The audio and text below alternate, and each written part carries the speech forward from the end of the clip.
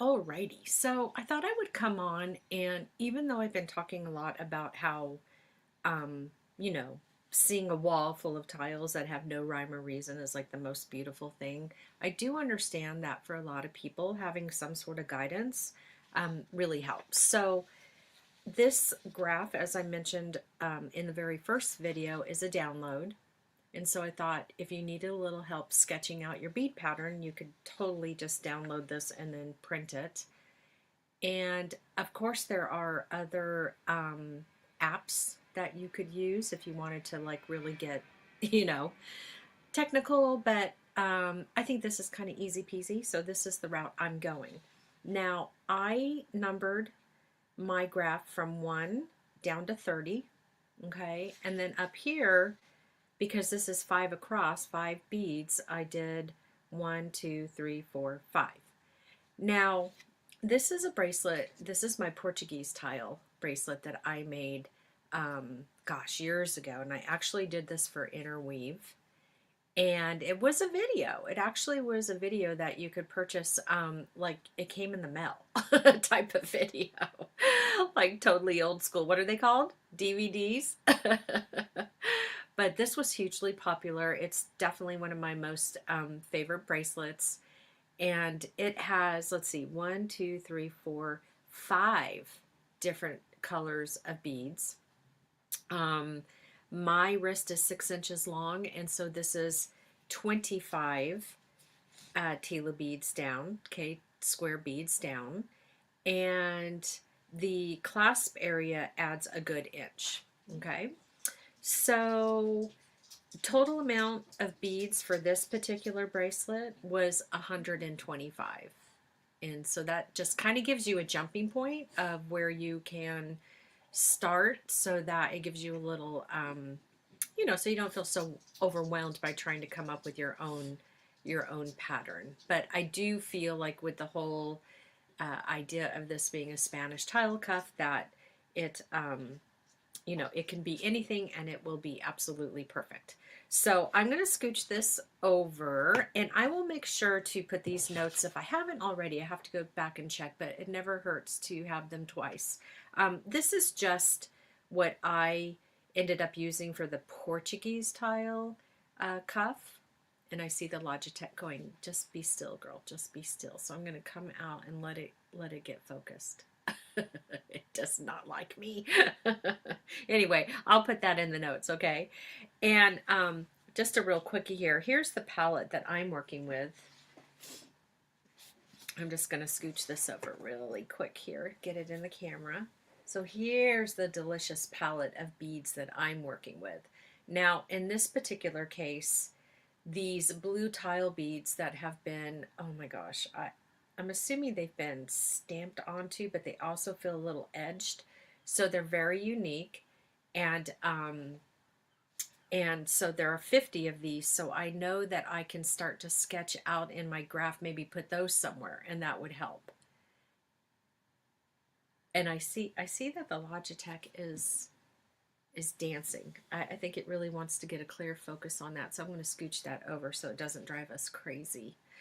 Okay, so I'm going to hold this in a position where it's more where you can see it versus it being in front of me. And I'm going to see, maybe I need to tilt this up. I don't want you to be going crazy, so I'm just going to see. Isn't that funny? It just wants to keep going. So let's just, I'm going to put my arm in there really quick. Excuse me. This is just real life stuff, right? This is what happens. Oh, it didn't want to be so close to me. Whatever. Okay. So anyway, okay. So what I was thinking, all right, so this would be my first row. And I believe I'm going to put one of the tiles there. And I'm going to put one here. And what you could do is just start anchoring, right? Like, don't make it so complicated. Let's come down to the 25th row. And I'm going to put one there. And then 5. Okay? So that right there just feels like a huge accomplishment, right? Because that helps. We have all these beads. And it's like, oh my gosh, where are we going to put them all? Okay, so we could also maybe do some centers. Um, and maybe we come over here.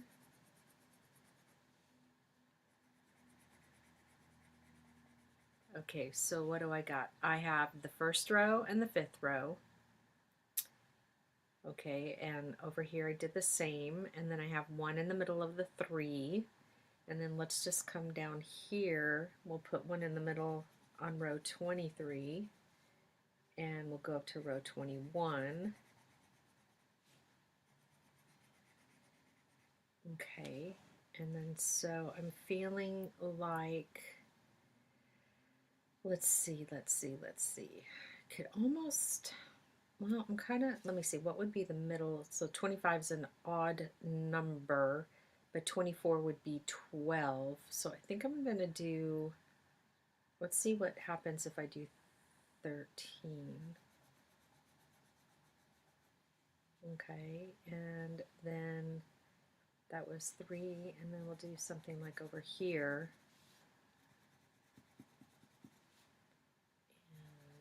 And 11. Okay, so yeah, that doesn't look bad. I mean, I think you're gonna, with odd numbers, you know, it's gonna be kind of hard to get everything exactly center, but I don't feel like this is a deal breaker. Um, you know, in fact, let's see, could I do something, like, could this be 2? I'm just going lightly to see what it looks like, because then that might be kind of cool, right? Oh, I like that. Okay, so I'm gonna do that.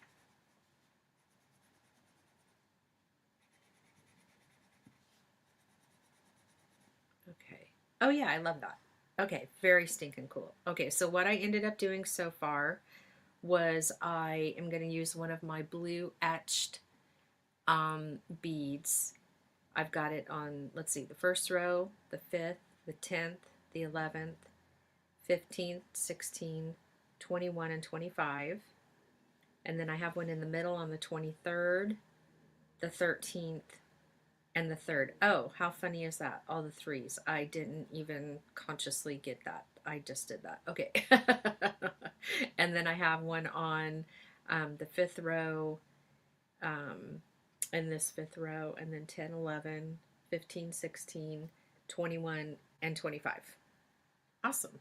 Okay, so that's 5, 10, 15, 20. No. 5, 10, right? 11, 12, 13, 14, 15, 16, 17, 18, 19 of my blue beads out of 50 that I have. Okay, so I feel like I'm going to chill on that. I'm going to bring in, by the way, here's my pencils. Okay, so I'm just using colored pencils. You can use whatever feels right for you. I do have orange beads, so I'm going to save the orange.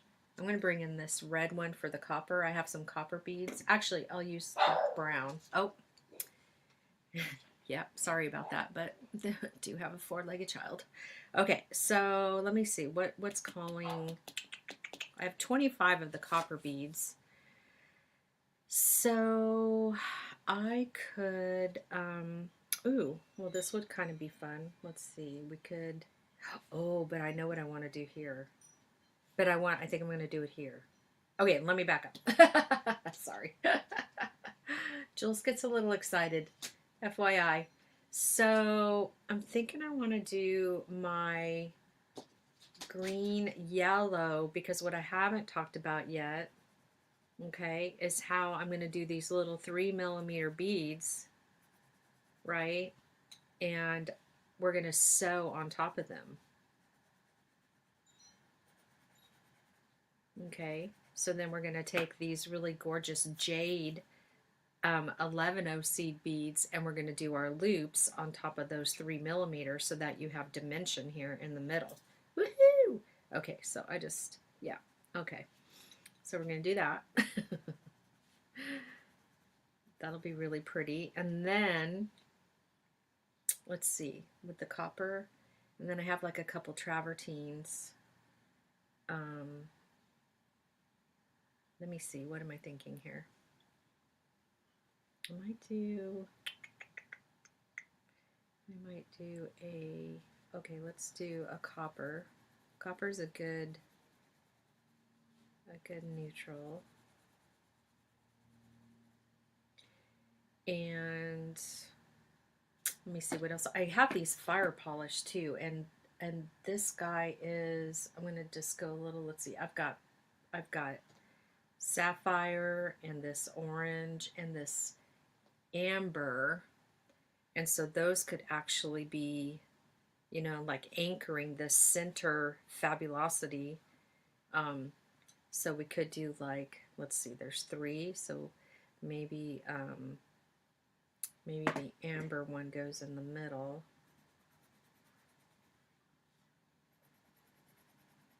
Right? And then it can be, I'm going to run out of color pencils.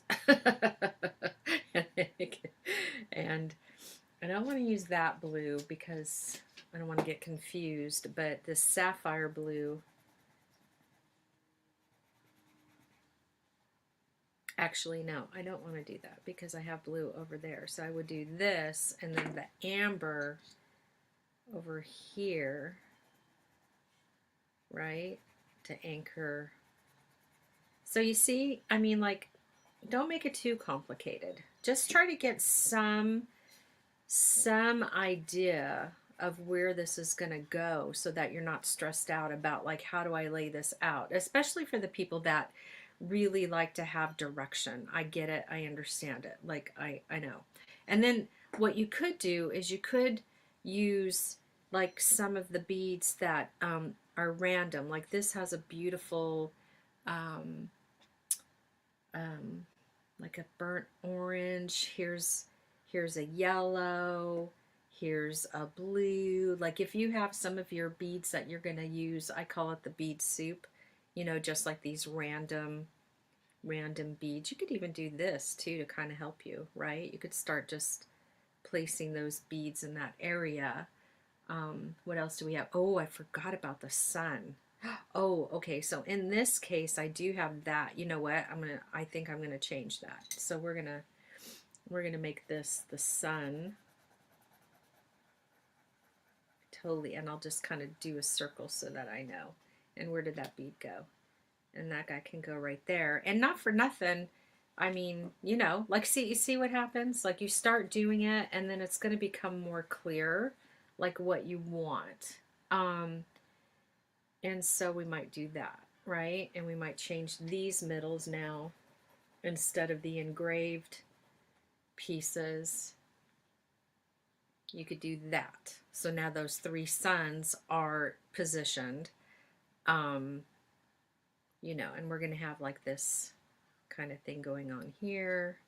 What did I decide? Oh no, I decided that was going to be like that, right? This is going to be very bright and bold. But look how fun. Okay. And then so yeah, so just, I mean, don't overthink it too much, but here's a good example of just, you know, if you're feeling overwhelmed with all the colors, start to, you know, follow mine and just go from there. And what did I have over here? An orange one, right? So you could do that.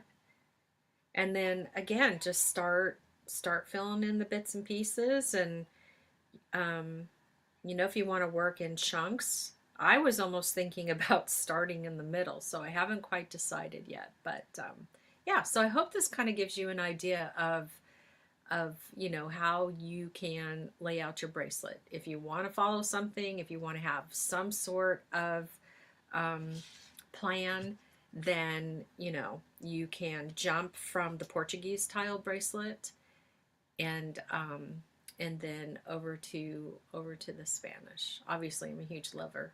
I don't care where they come from. Spain, Portugal, Mexico. I think India's actually got. I've seen a lot of homes where in Turkey, I think tiles are just beautiful. I don't care where they ever come from. I want them.